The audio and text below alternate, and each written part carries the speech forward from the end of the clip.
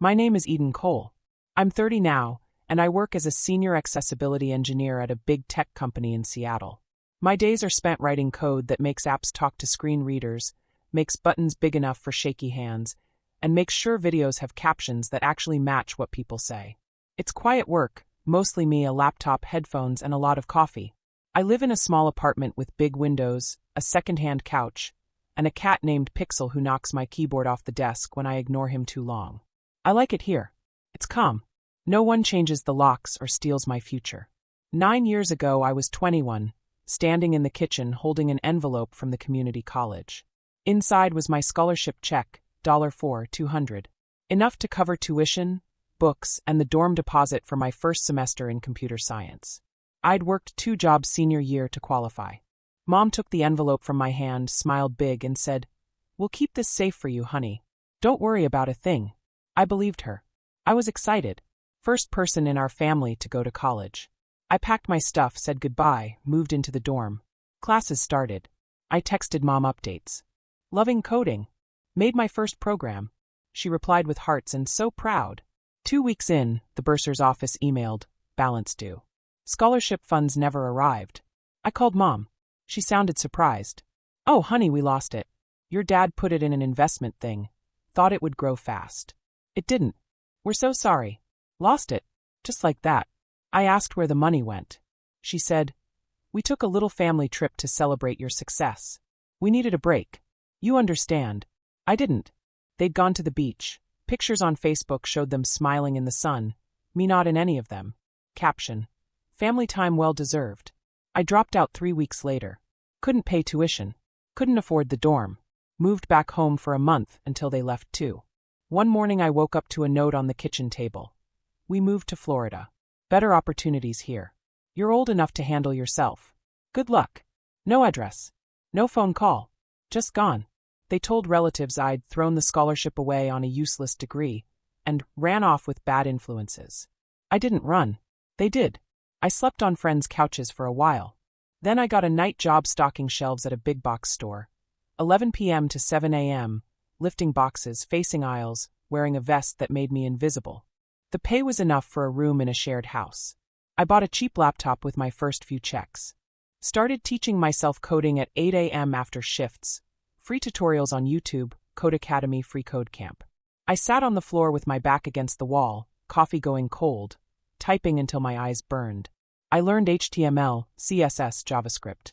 Built small projects. A to-do list. A calculator. A simple site that read text aloud for practice. I applied to remote junior dev jobs. Got rejected a lot. Kept applying. One company hired me, small startup, remote, paid okay. I wrote front-end code, fixed bugs, learned on the job. I started noticing how many sites ignored people who needed help, blind users, deaf users, people with shaky hands. I got angry. Then I got busy. I built a small open-source tool.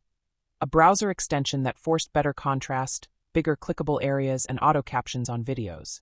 Nothing revolutionary, but it worked. I posted it on GitHub. Shared it in accessibility forums. People started using it, contributing code, saying thank you. A few companies reached out, wanted to hire me full-time. One was big tech. Good salary. Benefits. Remote. I took it. That's when they remembered me. Mom's email arrived one Tuesday morning. Subject: "We saw your new job. We always knew you were smart." I read it at my desk, coffee still hot. "Honey, we're so proud. You've done so well. We made mistakes. Money was tight. We were stressed. We thought the scholarship would be safe with us. We never meant to hurt you. Your dad's retirement savings are gone. We're struggling. If you could help us with a good faith payment, it would mean everything. We love you. We miss you. Mom." I stared at the screen. Felt the old cold spot in my chest open up. The scholarship check. The beach pictures. The empty house. The nights I stocked shelves until my arms shook.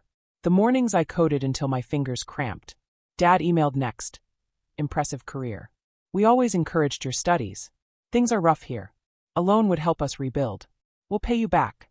Let's move past this." Then my brother Ethan. "Hey sis. Your new job is all over LinkedIn. Mom watches your talks and cries. Dad's stressed about money. If you could spare something, even a little, for old time's sake, we'd be grateful. We miss you. Old time's sake." I thought about the girl who believed parents kept promises. The girl who slept on floors. The girl who learned to code in the dark because no one else would turn on the light. I opened a reply. One line. I earned every dollar myself. You don't get to spend it now. Sent. Blocked. A week later, Mom's lawyer sent a certified letter. Emotional distress claim. Said my success caused them ongoing pain and financial hardship. Asked for a good faith payment to cover their retirement shortfall now that you've made it. Suggested mediation. I forwarded it to my own lawyer. She laughed. This is nonsense. No legal basis. They abandoned you, stole your scholarship, and now want sympathy money? We'll send a cease and desist. Done. We did. Letter went out. Silence followed. Mom posted on Facebook, public prayer chain with a screenshot of my company profile. My daughter Eden is successful in tech. Praying she helps with our retirement needs. Family supports family. Comments. Praying hard. She'll come around.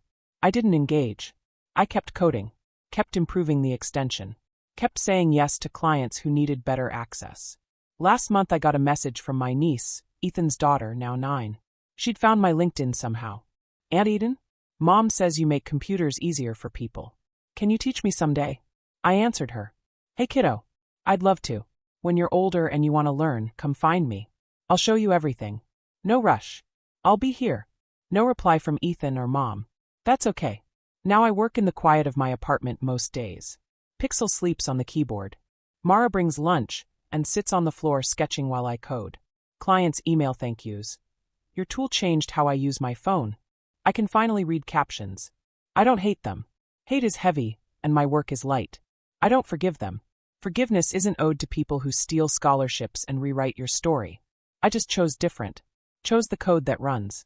Chose the people who show up with questions instead of demands. Sometimes I think about that envelope. The check inside. The promise they broke. Then I look at the lines of code on my screen, clean, accessible, helpful. And I remember. I paid my own way. And I'm still paying it forward. One line at a time.